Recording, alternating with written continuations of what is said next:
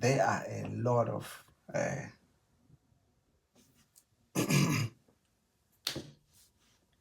if ubheka i-internet uyobona ukuthi maningi ama-advice kubantu abasha in particular ukuthi how do you perform mhlambe in the space of academia, mhlambe let's say you are studying at higher institution or you are doing imisebenzi mhlambe le ejwayele ukuthi njengo-computer science kanje idinga ukuthi more of your mind rather than uthole ukuthi mhlambe emgwaqweni ushaya ibheki, which is more physical, uyabona loo nto leyo. And over mhlambe a couple of years whereby nami I've mainly done imisebenzi kanjalo, and I have really been more into this thing, academia. I've learned ukuthi there are things ongakwazi ukuthi uzenze that will make sure ukuthi you are successful. I shared a previous video with you guys whereby I was discussing ukuthi indaba ye-university ukuthi ungena kanjani. This video is a continuation of that. If ungayibuki leyo video mhlambe it might help ukuthi ngizoyilinka la ukuthi uqale uyobuka leyo video leyo, and then uzobona ukuthi how this thing ilink up with i-topic yami today. Igama lami nguNtuthuko. I am a PhD researcher la LMU. Before that, I was a UKZN for maybe close to 7 years. I did my foundation here at Westville campus, and then I moved to Pietermaritzburg to do 3 years with BSc. I also did postgraduate Pietermaritzburg again for 1 year, and then did 2 years, further 2 years for MSc Pietermaritzburg UKZN, and then after that, ngingasebenza with the Department of Health for isikhathi esithe ukuthi mhlambe nakhona esithe usixaxa impela, and then I decided ukuthi manje I wanted to go mhlambe ngobona ukuthi okay mhlambe ngakwazi ukwenza into ekuthiwa PhD, and then leyo yangithatha yangibeka la LMU today.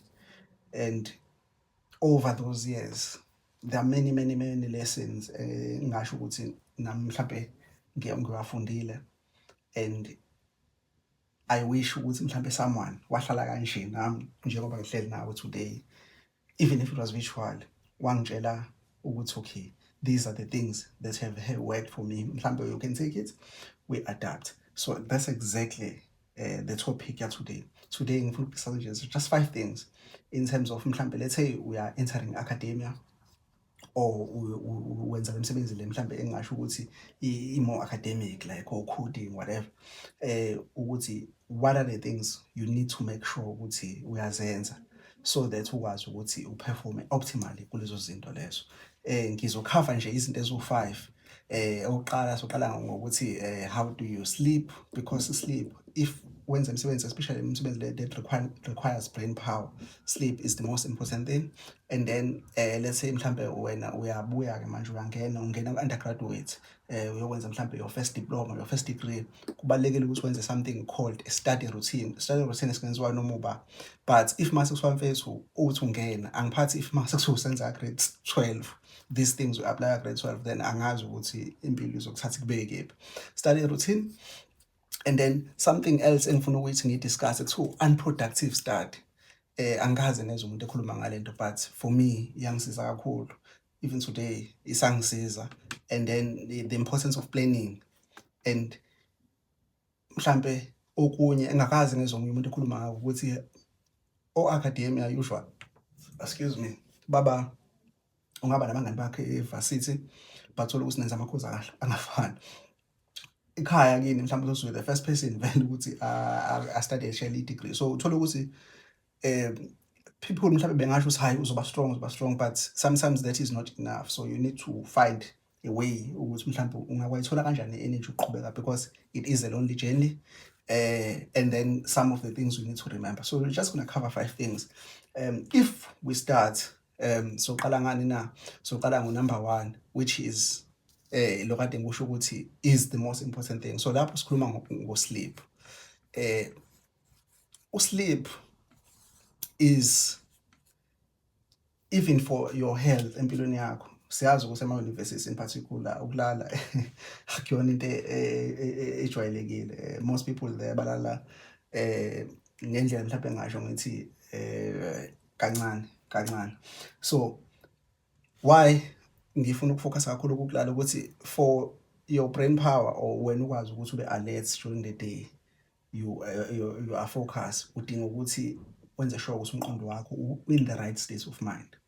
This happens whether use-varsity or usemsebenzini whereby it requires a lot of brain power. What I did mean with sleep was ngathi ngayitshela one day ngathi mina I'm going to sleep between 12 ebusuku to 6 ekuseni.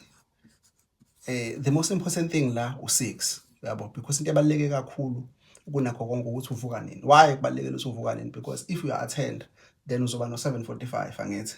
So awukwazi ukuvuka ngo-8 if uno 7:45 yabo. So kubalulekile mase usuyosebenza futhi awukwazi ukuthi emsebenzini uzongena ngo-8 uyabo. So awukwazi ukuthi wena mina ngikwazi ukuvuka ngo-9. Kusho uzongena emsebenzini ngo-10.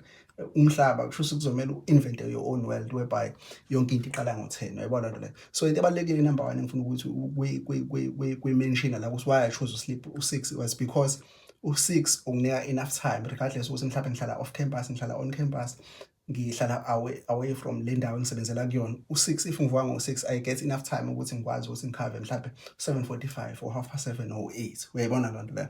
And then I move backwards now to say okay ukuze ngikwazi ukuthi ngilale ama-hour a-right, of which yilo nto engizobe ngikhuluma ngayo namhlanje ukuthi how many bekumele ngilale ngasikhathi sini uyayibona loo nto le.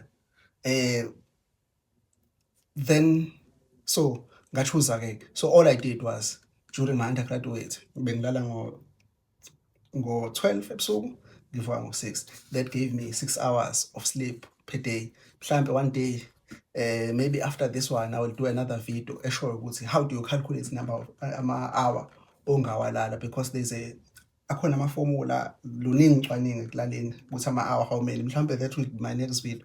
So if ufuna ukubona leyo video leyo you can stay tuned kule channel le. I think ilokho kubalekile. Sometimes you can say ukuthi if ukuthi wenza lokhu mfethu wenza kanje every day whether weekend or whatever, then what happens is this pattern then will become a habit. So into ekuthiwa i-habit why kubalekile into ekuthiwa i-habit, because then it means the efforts that is required from you is less uyayibona nto leyo. So when something becomes habitual it just means that friction now to do it is less than when you ubele usaqala uyayibona. Uma usaqala mhlawumbe kuzoba nzima, but the more you do something that is whereby uthola ukuthi sekuba lula manje ukuthi ulokhu natural. Mhlawumbe first week or second week uzama ukuthi uformat this pattern kungenzeka ukuthi uthola ukuthi we are struggling uyabo, but if you continue and then after maybe some time uzokwazi ukuthi lento le ifile natural, kufile sengathi nje hayi wena kade uwenza kanje ulala kanje vele. Lokho kubaleke kakhulu because wonke ama-activities wakho njengami nje for example ngenza isibonelo esi-practical. If ungazi usingilala ngo-12 for example, let's say a-race which used to happen ukuthi mhlawumbe ngo-10 kudlala i-Madrid. If kudlala i-Madrid ngo-10 chaza ukuthi mhlawumbe by the time kushaya u-12 i-Madrid izobe isiphela yabona nto le. Ngisuke e-TV room ngisaya where I stay. So if ngifika lapho kade kudlala i-Madrid mhlawumbe lethe idliwe or iwinile, my adrenaline izobe high kakhulu ngendlela esimangaliso regardless usikwenzakaleni, unless mhlawumbe ise-boring draw, but even then khona umuntu ozoshweba yabona nto le, and then wonke umuntu ababazi TV room. So my adrenaline izobe high. So kuchaza ukuthi if ukuthi mina ngimisela ukulala ngo-12 ngo-11 kumele ngenze sure ukuthi sengiyanyenya away from i-TV room so that I get enough time ukuthi ngibe phansi ngikwazi ukuthi by 12 sengiyalala. So izinto ezikanjalo or ukufunda, if ngifunda I can't be ngo-11:30 for example sengenza i-stats or ngenza i-maths ama-subjects kanjalo because ingqondo yakho igcine isihamba fast kakhulu, then usufuna ukulala akusalaleki. So kuchaza ukuthi if ukuthi mina ngiyazi ukuthi okay ngo-12 ngifuna ukulala, chaza ukuthi by mhlawumbe 10 I'm trying now to see ukuthi iziphi izinto ezingazenza in preparation for this. Uyabo, lokho kuchaza ukuthi usually for me it meant ukuthi sengifunda izinto ezinjengama-notes kuphela manje. Angisafunda izinto ezokwenza ukuthi my mind angihambi ngiphume ngithi ngifuna ukuyojoga awe mhlambe ngifuna ukushaya umgwaqo for example. Yabo lento leyo, because I know ukuthi ngo-12 kumele ngilale. If umngane wami ethi mfethu let's do something, kumele ngazi ukuthi okay kumele ngenze lento le, ngazi ukuthi ngo-12 I have to make sure ukuthi, and leyo nto leyo if mase kuthiwa I say kuzo zonke izinto mfethu engingazisho mhlambe today noma izinto ezibonayo ku-internet, this from undergraduate this has been one of the most important things engenza ukuthi mhlambe today ngikhulume nawe manje ngithi ngenza i-PhD somewhere le good, not South Africa. So bengifuna uqala ngayo, but mhlambe ngizokwenza another video just kuyona because kubalekile. So sadlula ke lapho ke manje ake sithi ke you have a good sleeping routine, mhlambe either let's say now mhlambe u-choose wona u-6 angazi u-5 mawuthi ufuna ukuya ejimini or izinto ezikanjalo, u-choose ukuvuka ngo-5 chaza manje uzolala mhlambe ngo-11 noma ngo-10, uyabona lento leyo. So enye into ekumele uyenze futhi ukuthi manje sifuneka siye ku-number 2 ne. So u-number 2 what I used to do mina ngo-number 2 was I would attend because attending is more like mhlambe ngesithi ngiyama-lecture, I'm doing ama-practical, all izinto ezikanjalo. Then ntambama my study time now sengiyafunda-ke mina, sengizama ukuthi take the things I was exposed to kuma-lecturers by lecturers emini, and ntambama sengiyayithatha manje ngifuna uku-internalize ukuthi if qhamuka exam or workplace situation ngiyakwazi uyi-apply because ufike expose eklasini and then you have to internalize leyo nto leyo ingenise kuwena kwi-system yakho, so that mase usufika kwi-exam or kwilokhuzana workplace you can apply it. So chaza ukuthini ke nakhona is habit futhi, you have to make studying kube i-habit. So mina what I used to do was ngenxa ama-practical and lecturers everything in between, I used to study from 6. My study nje was from 6 to 11. Why 11 na? Because like I said, ngifuna ukuthi by 12 00 or 12 sengilele. So ngifuna ukuthi ngo-11 usually mina bengifundela kakhulu e-library during the week, in particular on Fridays.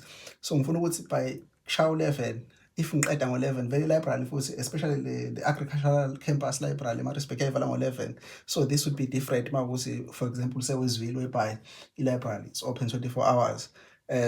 So ngangisuka la ngo-11 I'm finishing, ngiyazi ukuthi ngizofika endlini mhlambe 30 minutes. There's no tell also ngayenza lapho unless kukhona ama-test abalulekile, then ngo-12 ngiyazi ukuthi hayi no matter what sengilele. But what this does futhi ngoba ngisho iyenza ukuthi kube habit.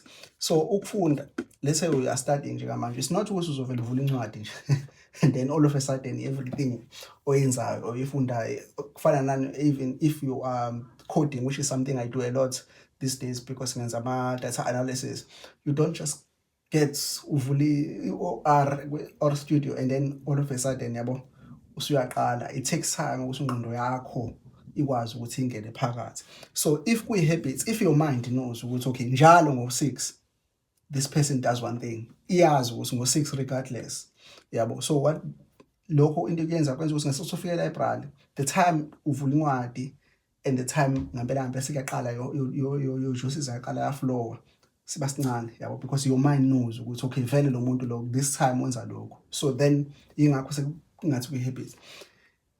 This is also one of the most important things because khona abantu abathi mina angikwazi ukufunda, mina ngikwazi ukufocus isikhathi eside, because you don't have i-routine. Umzimba wakho awukwazi uku-internalize kwenza i-habit, ngeke uphinde vele ukwazi ukuthi ufunde or focus isikhathi eside. But if you can build around a habitual time whereby your mind, your body bayazi ukuthi okay this time uzobe usulokhu uzile, uzobe usuhlele mhlambe in your desk whatever, then it becomes easier. Angazi ngiyachaza kanjani lento le, but it will become easier for umqondo wakho ukuthi switch on and then do lento le ufuna ukuyenza. I think last semester ngike ngakhuluma nomunye wabafundi engijwayele ukuba mentorisha weSville, and ngiyamfonela mhlambe nini ngimfonela ngo mhlambe 11 because thinking ukuthi hayi usesendlini manje. I'm like, why are you still in the library? Kanti uzohamba nini? And then he's like, mina ngiboni ngizohamba la. So kushuthi ngalelo langa, it was a Friday, kushuthi ube cross night. Cross night ngeke ngisho ukuthi into embi. Uyabo, but mhlambe let's say mfethu ufuna ukuthi njengathi nje you want to progress academia mhlambe until wenza PhD for example, like yona into ongakwazi ukuyisustain isikhathi eside.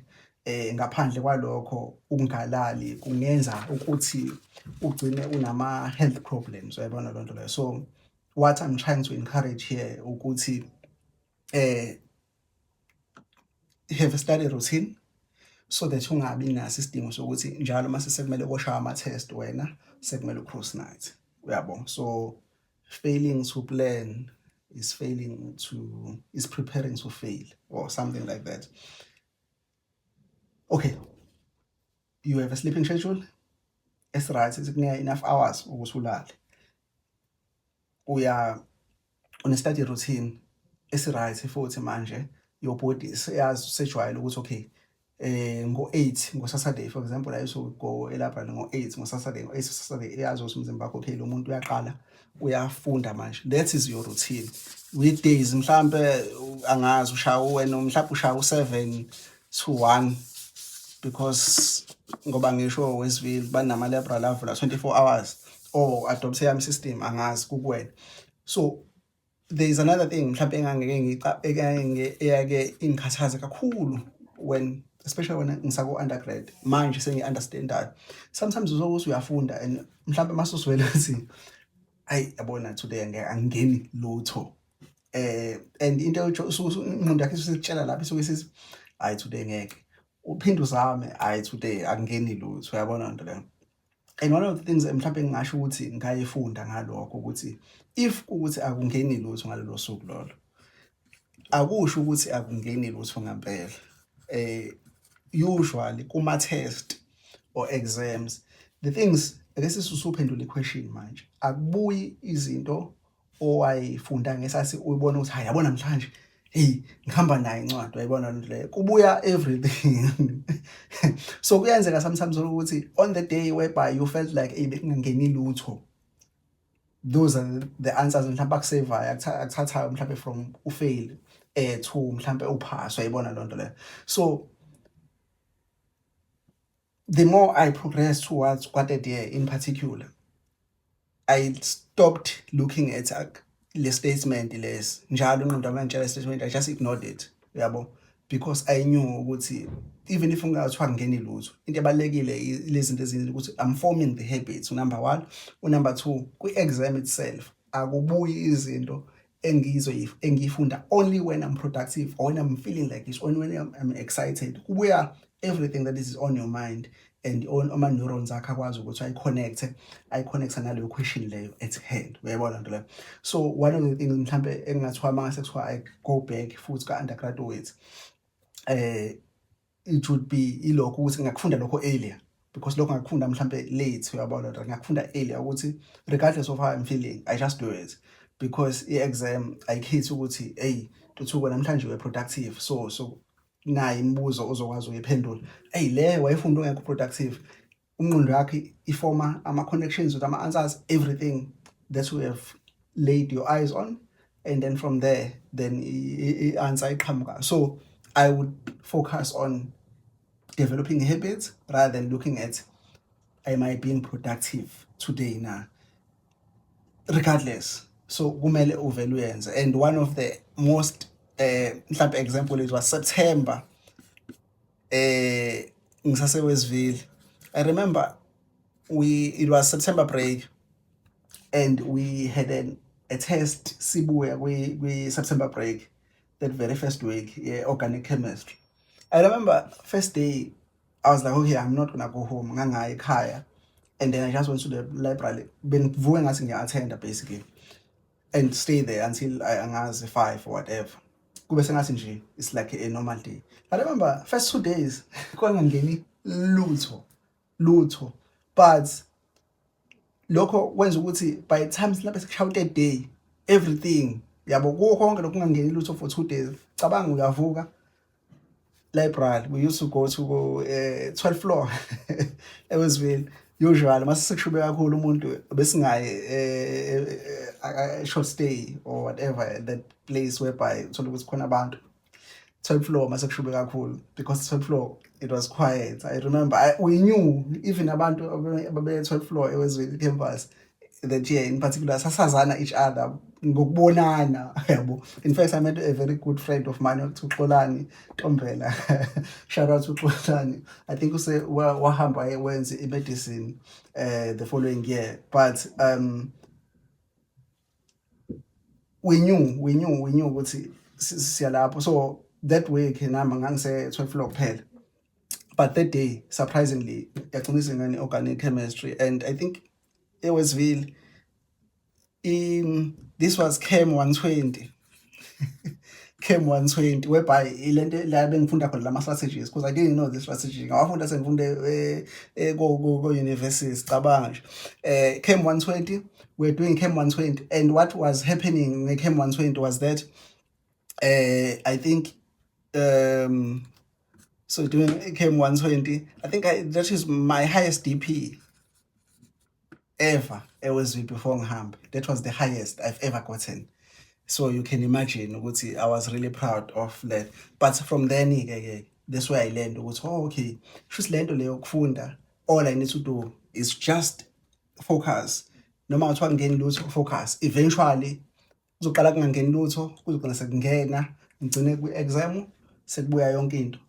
Regardless ukuthi ngalelo suku lolo ngizizwe ngathi kuyangena noma ngingeni, rather than me saying ngiyabona namhlanje ngingeni lutho ngiyagoduka mfethu ngiyolala yazi no-rest akubalekile, which is important, but usually ukuresta ayikho into ozobuya ngasasuthulele urest. Angisaphathi ke makuthi wena uyaresta kanti ubusy no social media, but asikho lapho today. So then siyabuya ke manje siya ku planning. Planning ngichaza ukuthina, ngichaza ukuthi the nice thing especially ngama universities mfethu, first week bakutshela bathi na ama test dates, this is na ama submission, na i-prep book. Thina we used to get i-prep book inama pre-prep yonke into. So chaza ukuthi you've got everything except mhlambe i-exam date, especially last year, because I have a lot of people eWestville ngiba-mentorisha. I think last year April nakhona exam dates bisikhona bese beyikhiphile i-final exam yabo. So chaza ukuthi into, chaza ukuthi wena you have to take all these days wafaka ikhalenda lakho so that uyabona ukuthi okay, this week ngenza then unama module outline futhi lapha ngizi. So ama module outline enzani na akutshela wonke ama topic aleyo module leyo yabo. Then usuyathatha ama topic uya-align nama test. Okay, kusho le test izocover 1 2 3 because sobe see this far. This assignment izocover because sobe sisifar assignment 1 or assignment 2. Ama practical now same thing yabo. So lokho kwenza ukuthi while you are doing these things zonke uyayibona ukuthi zifitha ke on the overall module. And when it comes to exam, if vele mfethu lokhu usukuhlanganisa nama test akho, angithi yabo manje for certain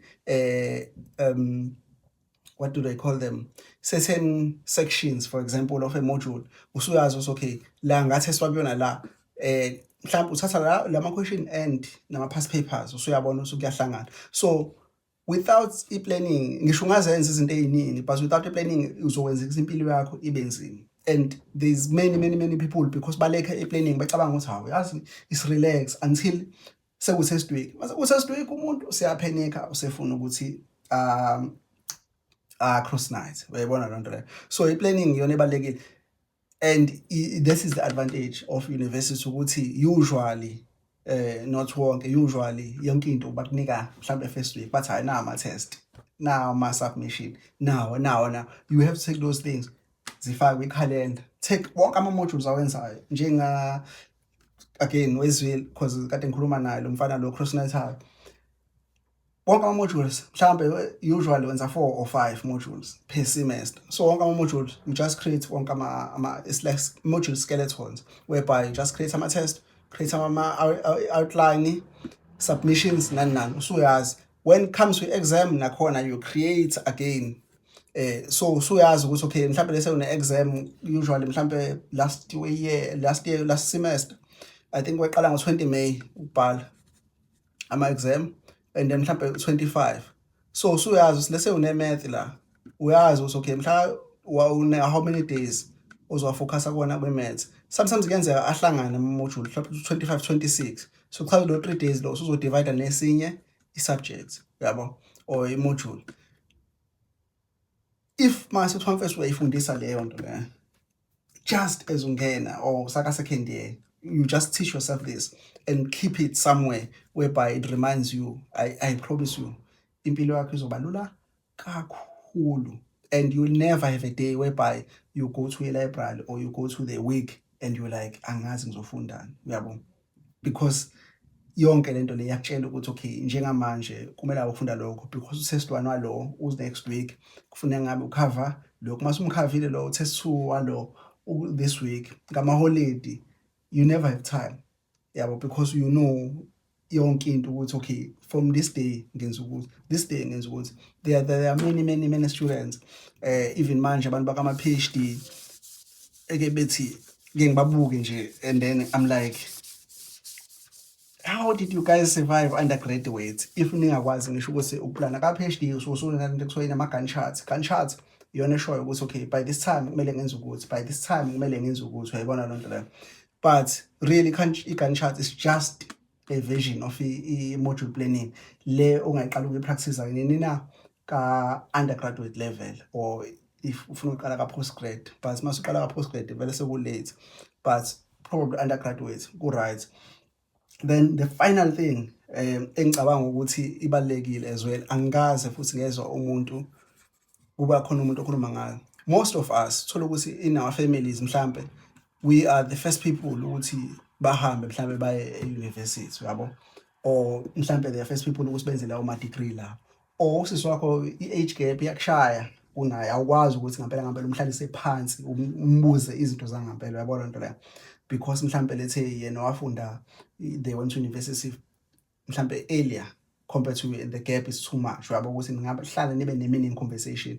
So what usually happens is you would find that academic journey in general it's very long yabo it's like when you are yabo and lokho it continues. You do honors same thing, you do masters same thing, you do PhD same thing. Ko masters kuba nzima kakhulu because you can do the same masters but also you have different topics yabo.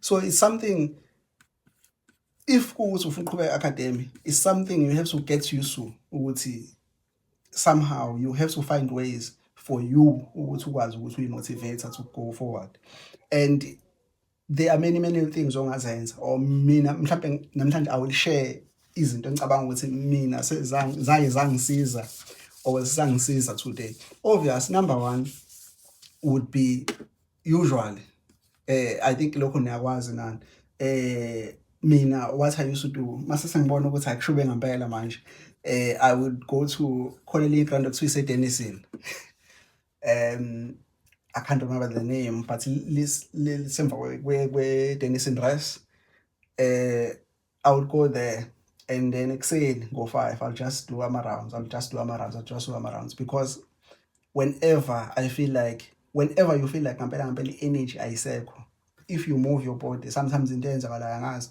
your body releases some chemicals whatever and then you end up uthola ukuthi manje usuyayibona ukuthi hayibo nakho sengithola umfutho ebengingawazi ukuthi ukephi. So this is one of the things mhlambe ungakwenzi kona njengami because mina ngikwenza only when sengifila sengathi singempela sengilona. If mase kuthiwa nje for example ngoba uvuka ngo-6 mfethu wena ngiyakwazi ukuthi you are way better than me so ungayenza lento le uvuka ngo-6 and then ngo-6 mhlawumbe ukuthi 30 minutes exercise. 30 minutes ungawusha kanjani amantombazane especially skipping rope or YouTube 30 minutes standing exercise. If ungakwenza sonke iy'nsuku wena you will get very far. Uyabo, ungafani nami mina ngikwenza sengibona ukuthi hayi ngampela my energy manje ayisekho. 2, ezinye izinto ngicabanga ukuthi angikaze ngezwa abanye abantu bekhuluma ngazo, izinto othi mawuzenza usho ukuthi okay yabo manje khona izinto ozothi mawuzenza empilweni ubuke ukuthi okay akekho umuntu, not many people are willing, many people bengayenza lento le, but not many people are willing to do this. Yabo, so that means mina I'm trying manje, I'm pushing my boundaries. Uyayibona lento le. And one of the things I used to do mina, one was every Friday. Now on my Friday ngiyazi kwakukhona umuntu sekuthiwa siphume. I don't think she liked me very much. Hayi siphume Fridays in particular angikaze ngaphuma e-library ngashaya u-11 yabo, or 9:45 when sebefika belokubethi how awusho so uhamba nini namhlanje, because Agric Library was a very small library whereby everybody knew each other. Uyayibona lento leyo. But by doing that ngangazi kahle ukuthi not many people, ngoba ngo-Friday I know ukuthi many people are like I need to relax after a long week. I know ukuthi okay la I'm trying now to break through. Uyayibona lento le, I'm doing things mhlambe nami I would not ordinarily do, but ngenxa lento le ngifuna ukuyi-achieve I am doing them. That was I think number 1 lo. Number 2, enye into engicabanga ukuthi I still get a lot of energy from as well as ukuthi on Saturday, every Saturday I didn't study endlini. Usually when I didn't have my commitment or mentorship, whatever, zonke lezi zinto lezi I do in my spare time, but I would go to a library ngo-8. Again, not many people are there a library ngo-8. It's on a Saturday. And try to push as much as possible. A successful day look like this, ukuthi ngo-8 to 5. Because I know my friends. For example, ngiyabazi ukuthi Saturday, i-schedule Saturday, especially for us guys, angazi amantombazane ukuthi basuke benzani bona. I-schedule yethu ngo-Saturday was I think ngo-12:30 kwadlala i-EPL first game ngo-12:30. Before then ngo-8 ayaqala ama-game ama-campus soccer games, yabo, whereby one of the most famous singers in South Africa was playing there once. But I won't say who. If ukuthi uyasilanda le story sami mangithi Pietermaritzburg campus uzokwazi ukuthi uba lo. So he used to sing there changing, but he doesn't know me. And anyway, 12:30 amajita ayasuka manje grounding, yabo. If bengadlali late basuke because bayazi ukuthi ngo-12:30 koshaya ini EPL, English Premiership la. Coincidentally sengihlala la, but story for another day as well. And then ngo-3 obvious kuzodlala i-PSL lapho ngo-3. And then ngo-6 we knew futhi ukuthi kuzodlala i-English Premiership. So by me doing 8 nolokhuzana, I know ukuthi vele uyabona ukuthi izinto esengizenzile. These are the things I've sacrificed. So ngiyayitshela myself ukuthi okay, these are the things I've sacrificed, and there is a lot of energy oyitholayo ngalokho, because you know ukuthi these are the things you'd rather be doing, but you are doing this ngoba ilento le obonayo ukuthi ngizokuphumelelisa leyo nto le. So now, and then obviously kuzonyuka kuzokodlala i-game yango-8, then kube Spanish La Liga ngo-10, yabo. And then amajita azobe seyehlukana mhlawumbe around 12, yabo lento le. But list down izinto ukuthi okay, because a lot of us mhlawumbe abantu abaningi bahlezi benama ama-to-do list, to-do list, even a to-don'ts list, usho ukuthi these are the things I'm willing to sacrifice. And lokho mfethu, I promise you kuzokunika a lot of energy. I am 3 away. Beningitshela lezi ngane last year. I'm 3 hours away from my Manchester. I could go watch Manchester City, but all I say is mase ngiqede lokho, then I will watch it. Mase ngiqede lokho, then I will watch it. And lokho kuyangenza ukuthi ngiqhubekele phambili rather than me just giving in kwizinto mhlampe engingasho ukuthi they are more i-pleasure seeking, uyabo, njengabo o-Manchester City kanje. So have your to don'ts list, and then leyo to don'ts list iyona-ke ezokunika unumber 5, yabo. Without i-to don'ts list unumber 5 ngeke. Mase ususevasisi mfethu, kuzolunga, or mfethu wena nje uhlakaniphile, hhayi sebenze kanjalo wama lapha, because mase sila, uyabo. And mase ususebenza futhi izinto zakho ngesahlangani, umuntu sometimes ukuzolunga is not enough, uyayibona lento leyo, which is why then this thing ends up kube sengathi hayi ngempela ise-lonely, because ukuzolunga mhlampe mawusese primary right, or high school mhlampe nakhona hayi ka-grade 12, uyabo. But as you go through life ukuzolunga sometimes usigcina ungasekho enough, so that way manje sekumele ubheke ukuthi okay, what amaphi ama-tools engingawasebenzisa ukuthi ngikwazi ukuthi ngiphushe lento, ngoba ukuzolunga kagogo nempepho, khona amajita ayishisa impepho eres sometimes it's not enough, uyabo. So sekudingeka wena, because ayikunuki ukuthi hayi yazi hey ushisa impepho namhlanje, so test baba, negative marking, which is what we had in Evansville when we first came. Yeah, so 5 things anyway. So the thing mhlawumbe ngicabanga ukuthi ibalekile manje ukuthi mina njengamanje kuzomela ngenze another video ke manje ekhuluma ukuthi okay, how do you sleep, because most people bacabanga ukuthi hey, you just close your eyes and you sleep. No baba, yabo, there's these things, you quantity over quality. If you track your sleep, then you are able to see ukuthi ngempela ngiyalala yini or ngiyacimeza, uyabo. So if ufuna ukwazi ukuthi how I track my sleep, yiziphi izinto ey'bhekwayo when sesibuka quality of sleep ukuthi into kanjani, then you will have to click le video over here or here, angazi ukuthi sizobekephi, but I will see you there, because ngoba ngiqeda le kuzomele ngirekhode yona, so that sizokwazi ukuthi le ndaba yokuthi how to sleep for optimal performance isebenza kanjani. Asikubone ngale.